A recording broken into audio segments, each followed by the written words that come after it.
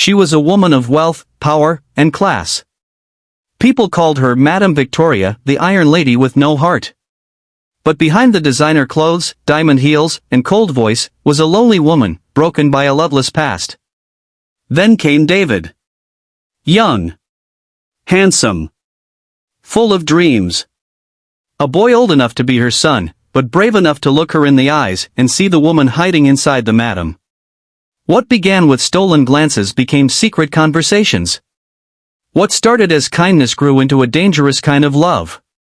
But in a world ruled by status, culture, and judgment, could their love survive the fire that was coming? The cold house on Sunset Hill. Victoria's mansion stood alone at the top of Sunset Hill, the biggest house in the city. People said the house had 20 rooms, marble floors, golden furniture, and a swimming pool that sparkled like diamonds. But for Victoria, it was just a big, cold prison with glass windows. At 45, she had everything a woman could want: money, properties, 4 cars, even a boutique in Lekki. But one thing was missing: love.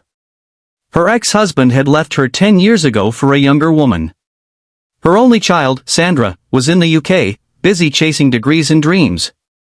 Victoria had grown bitter, proud, and cold.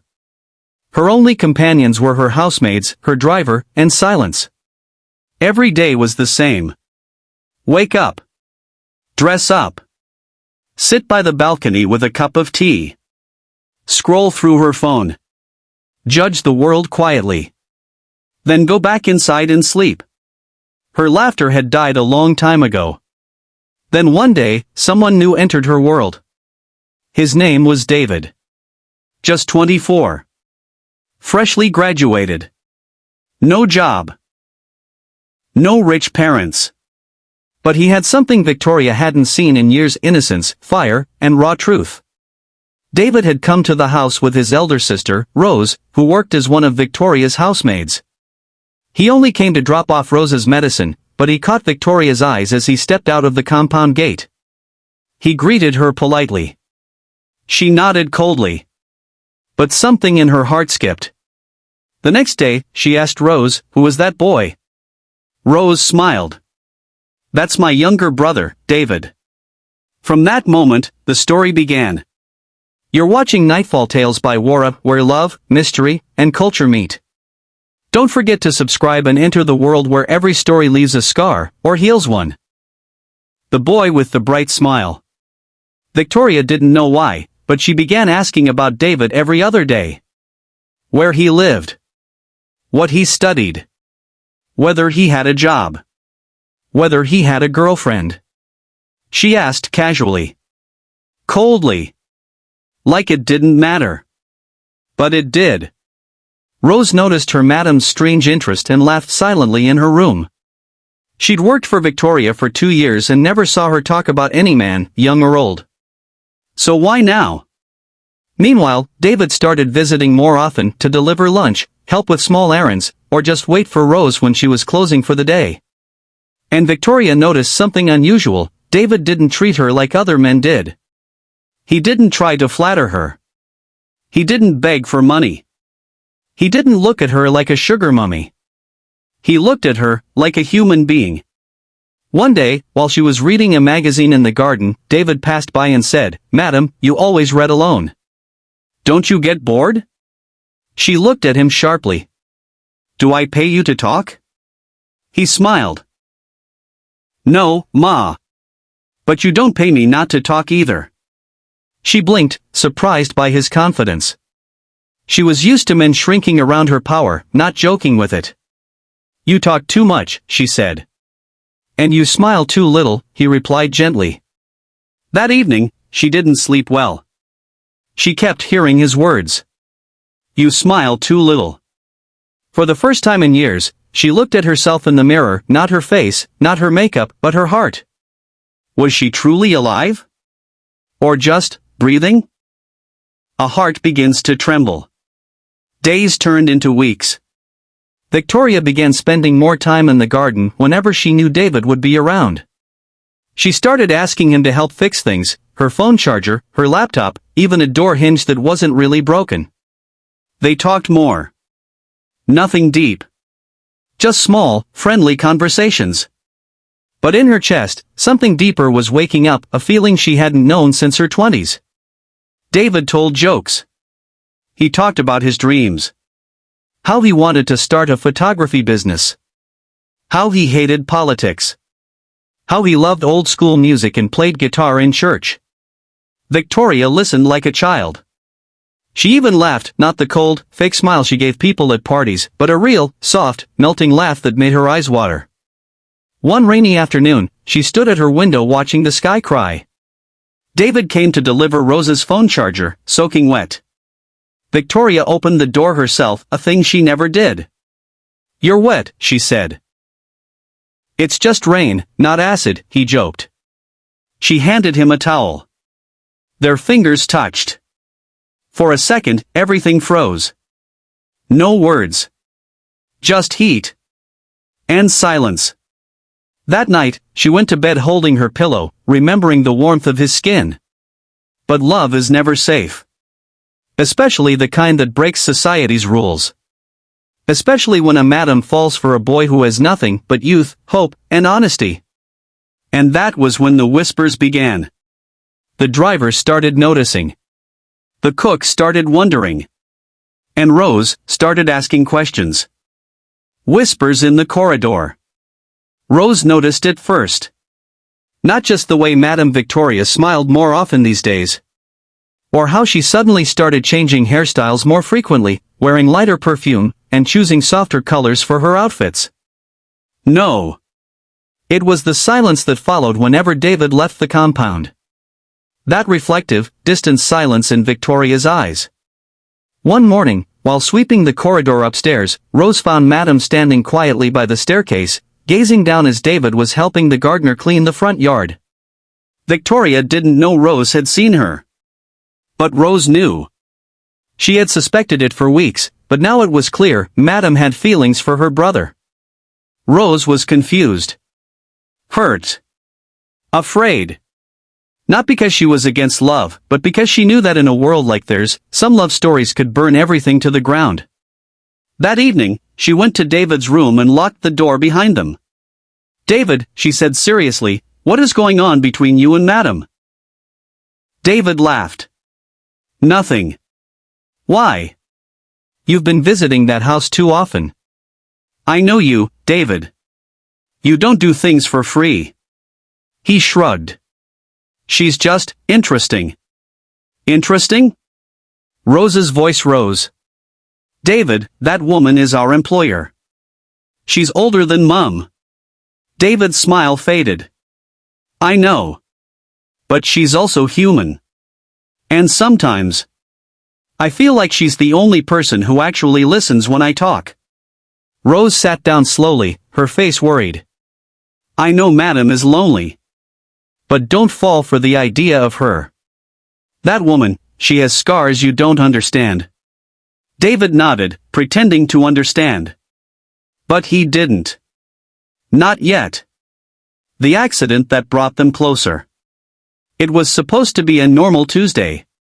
The sun was high, the day was bright, and Victoria was returning from a charity event. Her driver, Musa, was at the wheel. Victoria sat at the back scrolling through emails, lost in work. Suddenly, a tricycle driver ran across the road, trying to overtake a fuel tanker. Musa swerved hard to the left. The car skidded off the road and slammed into a street pole. Glass shattered. The bonnet crumpled. The airbags exploded. Victoria was knocked unconscious. By the time she woke up, she was in a hospital room, her arm in a sling, a bandage around her forehead. The nurses told her she had suffered mild internal bruising and a minor concussion. But when she opened her eyes, the first person she saw was David. He was sitting beside her bed, his face tired, his shirt rumpled. His eyes were red like he hadn't slept all night. "You're awake," he said gently. She blinked, trying to remember what happened. "Where am I?" "General Hospital," he replied. "You've been here since yesterday." "Where's Musa?" "He's okay. A few scratches, but nothing serious." She looked at David again. "Why are you here?" I came as soon as Rose called me. I couldn't stay away. Her eyes searched his face. Why? He swallowed. Because. I care. Tears filled her eyes. No one had said that to her in years. Not her ex-husband. Not her daughter. Not even her staff. In that moment, something inside her heart melted completely. Later that day, when her friend and business partner, Mrs. Funk, came to visit, she met David by Victoria's bedside. After he left the room to buy water, Funk leaned close and whispered, "Who is that fine boy?" Victoria replied softly, "He's just a friend." Funk raised her brows. "Madam Vicky, are you sure you know what you're doing?" Victoria didn't reply. Because deep inside, she wasn't sure either. Night calls and soft confessions. After the accident, Victoria was advised to rest for at least 3 weeks. But she hated staying idle. So she turned her garden into her healing space, sitting out in the evening with soft music, a cup of green tea, and her thoughts. One evening, David came by with a thermos of freshly made pepper soup. "For strength," he said, smiling. Victoria laughed. "Trying to bribe your way into my good books?" He shrugged. "They say the way to a woman's heart is through her stomach." She laughed again, holding her ribs. "You're ridiculous." They sat together, eating slowly under the moonlight. For the first time, Victoria told him about her failed marriage. How her husband abandoned her for a woman 18 years younger. How she gave up on men after that. How her daughter only called her when she needed money. David listened, not with pity, but with calm attention. Then he said something that shook her. "You deserve more than money and respect. You deserve joy. And if nobody gives you that, then you have every right to go out and find it." Victoria looked at him, her eyes softening. "David," she whispered. "You're too young to understand." He shook his head. "Age doesn't teach feelings. Life does." That night, after he left, Victoria couldn't sleep. She kept replaying their conversation, his words, his voice. Around 11:37 p.m., her phone lit up. David calling. She picked. "Hello?" "I can't sleep," he said. "Why?" "I think about you too much." There was a long silence. Then she whispered, "Me too." From that night on, their connection became deeper. They didn't kiss. They didn't touch. But they talked every night. Shared stories. Shared pain. Shared dreams. And sometimes, silence. Because even silence can be sacred, when love is slowly being born. The window that saw too much. It started with whispers, again. But this time, they weren't coming from the corridor or the servants' quarters. They were coming from outside. Neighbors. Friends. Church members. Even business partners. Is it true Madame Victoria is always with one small boy? Eh? The one that follows the housemaid? I heard they even go out together now. Age is nothing when loneliness is everything. Oh. Victoria pretended not to hear. But deep inside, the walls were closing in. The society she once controlled with power and silence was now watching her with judging eyes. She began staying indoors more. Became paranoid about who saw her smiling in the garden. She even scolded Rose one morning for leaving the kitchen blinds open. Anyone could be watching, she snapped. Rose looked at her quietly. "Madam, people will talk whether you're happy or not. So at least, be happy." Victoria blinked. Then sighed. Meanwhile, David was becoming a routine she couldn't survive without. Every morning, he sent her quotes or silly jokes. Every evening, he passed by with fresh pastries or grilled suya. At night, they talked until sleep dragged their voices away. But one night, he didn't call. No message. No missed call. Just silence. Victoria waited. Midnight came. No sound. She paced her room. Checked her phone again. Nothing. Her heart pounded louder than the crickets outside. Then at 2:06 a.m., her phone finally buzzed. It was Rose. Voice trembling. Madam. David's been arrested. This is the cell and the choice. Victoria's driver barely had time to wear his shirt before she stormed out of the house. Hair tied back. No makeup. Slippers on her feet. The woman who once lived like a queen now looked like a worried mother, or worse, a lover. They got to the small police station in Shamalu, where David was being held. Victoria didn't wait for an officer to attend to her. She marched in like a storm. Where is he? The officer on duty looked up lazily. Who are you, madam? I said, where is David, the young man brought in this night? The officer raised an eyebrow. The boy that stole a woman's handbag? Victoria froze. Stole? The officer smirked. That's what the woman said. But we're still investigating. Victoria demanded to see him. After some argument and a few calls, they brought David out. His lip was bleeding. His eyes were tired. His shirt torn. Victoria almost broke into tears. What happened? She whispered. David looked down. It's a lie. I was on my way home. A woman shouted thief after her bag fell. The crowd chased me. Beat me. Police came. Now I'm here. Victoria didn't ask another question. She walked straight to the DPO's office. 30 minutes later, she came out and David was released. No charges. No questions. Case dropped. As they drove home, silence filled the car. David looked at her. You didn't ask if I did it.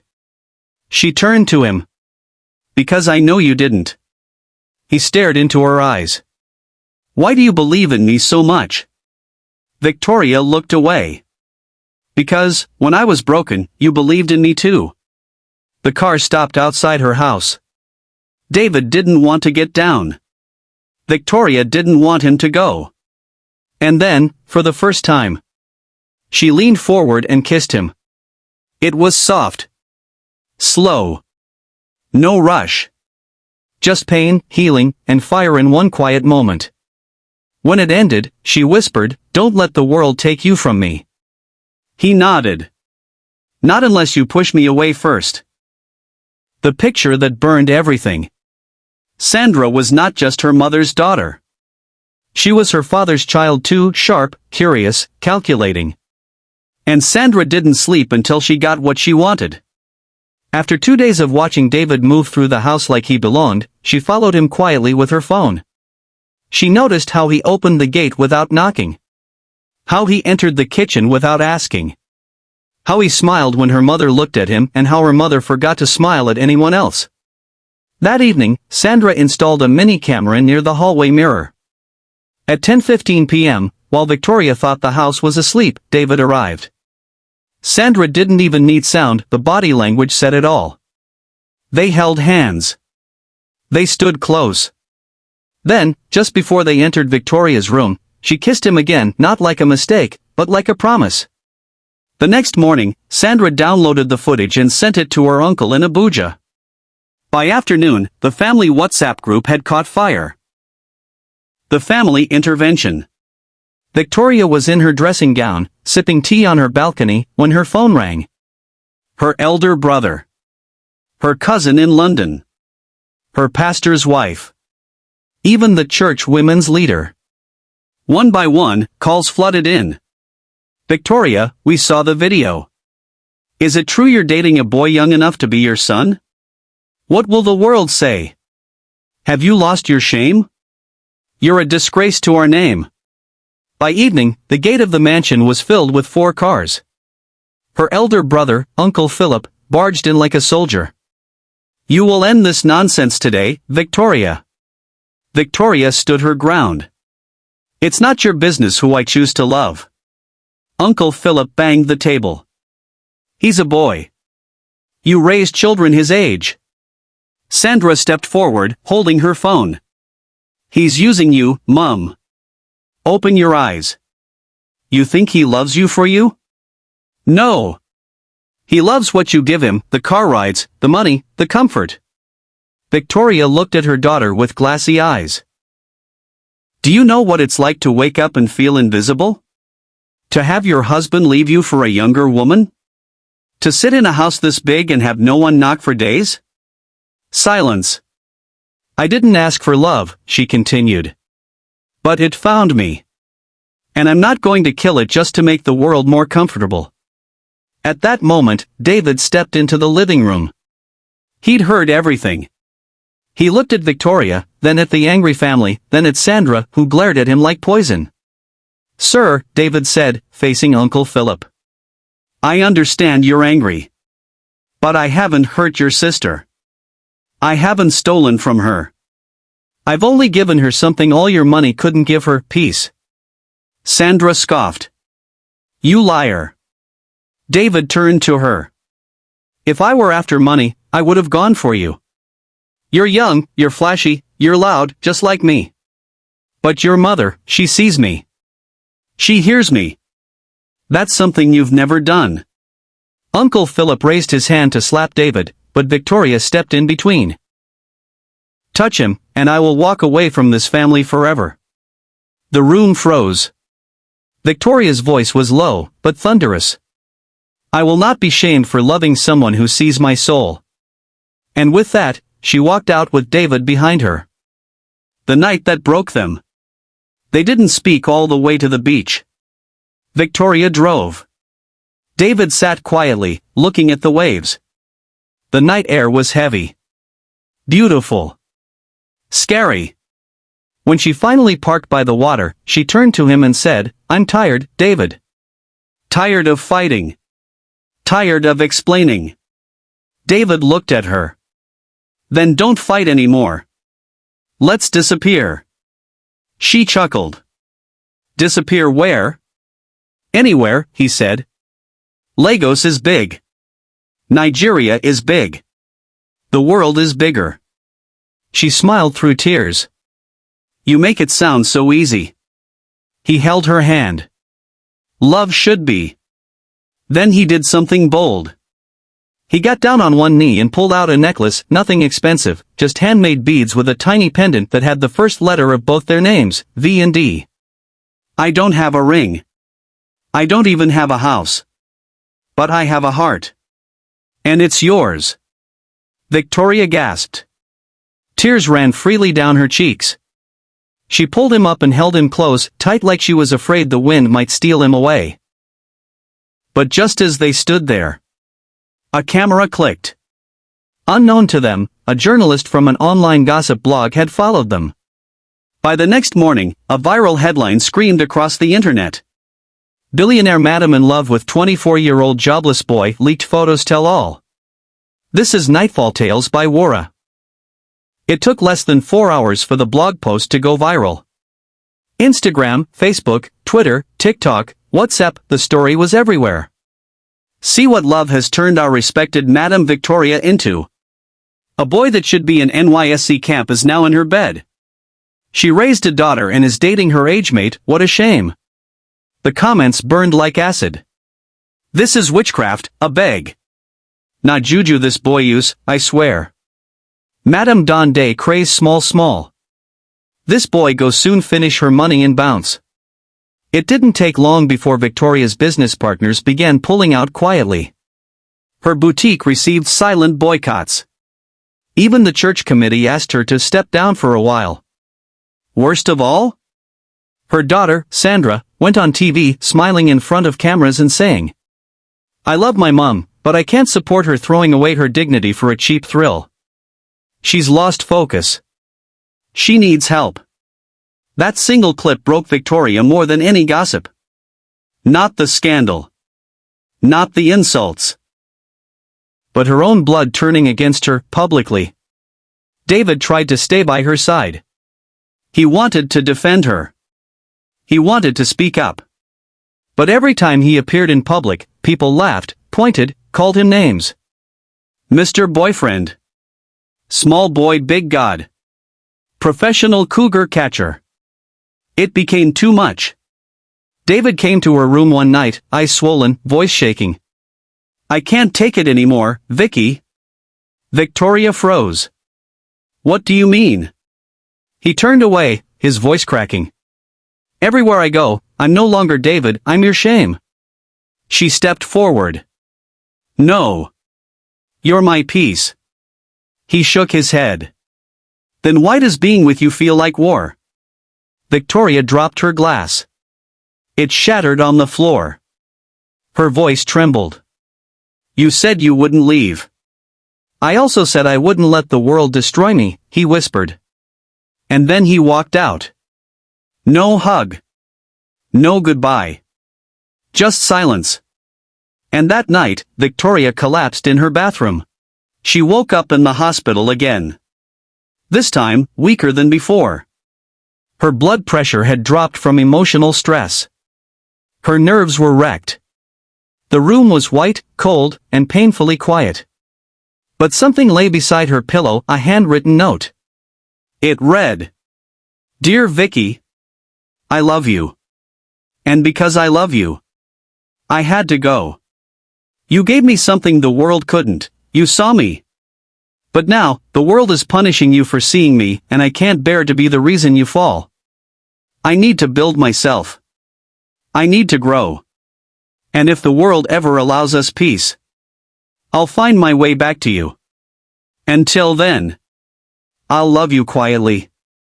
D." Victoria wept like a widow. She held the letter to her chest and screamed into the pillow. No voice came out. Just dry sobs and shattered dreams. For 2 weeks, she didn't step outside. She disconnected her phones. She stopped reading newspapers. She barely ate. Even Rose became worried. "Madam, please eat something." But Victoria would only say one thing, "He's gone." Then, one rainy evening, Rose brought her a small brown box. "What is that?" Victoria asked. Rose placed it gently in her lap. "Something he left behind, for you." Inside the box was a flash drive and a pair of photography gloves. She plugged it in. Photos. Dozens of photos. Of her, laughing. Smiling. Watering plants. Sipping tea. Reading. Photos she never knew were taken. Photos where she was happy. In every picture, David had captured her not as a madam, not as a billionaire, but as a woman finally learning how to feel again. And just like that, her tears came back, but this time, they didn't sting. They healed. 3 months passed. Victoria returned. Not as a madam. Not as a victim. But as a woman reborn through pain. She redesigned her boutique and renamed it V&D More Than Just Love. She reopened her charity arm and began hosting therapy sessions for widows, divorced women, and single mothers. She went back to church not to beg, but to forgive. And when the press tried to drag her again, she held a press conference and said, "Yes. I loved a man younger than me. Yes. I kissed him. Held him. Dreamed with him. And no, I don't regret it. Because for the first time in years, I felt alive." The internet flipped. Some mocked her again. But millions clapped. Thousands of women across Africa began sharing stories of silent loves they had once buried. The tag hashtag #SheLoveToo trended for weeks. Victoria's name, once covered in shame, was now printed in bold. The woman who stood by her heart even when it cost her everything. And then, on her 46th birthday, as she sat alone in the garden, sipping her usual green tea, a guitar played softly behind her. She turned around and there he stood. David. Stronger. Wiser. Glowing. He smiled. "I promised I'd find my way back." She blinked.